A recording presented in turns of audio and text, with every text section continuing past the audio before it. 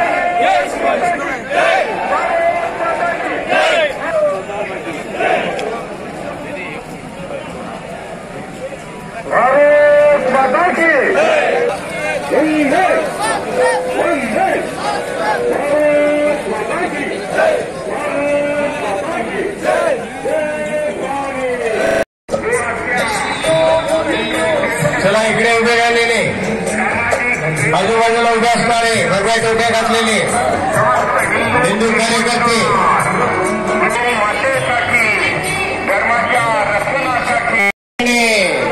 युवक युवती, महिला, माता भगिनी, वृद्ध, मान्यवर सहभागी व्हा।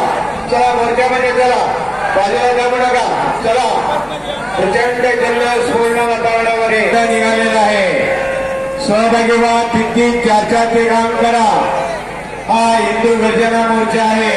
राजकीय महिलांनी इकडे चला, इकडून पुढे गेले महिला, चला झटकन पुढे जा। पुरुष मंडळी सहभागी व्हा।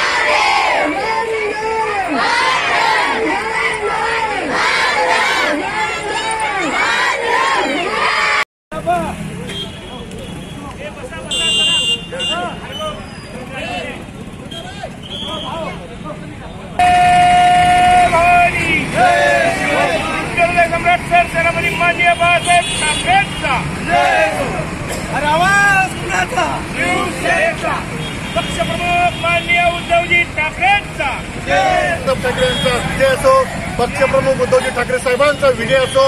हे आमचं तुळजापूर आशीर्वाद यात्रेचं 18वं वर्ष असून आम्ही आता रवाना होत आहोत.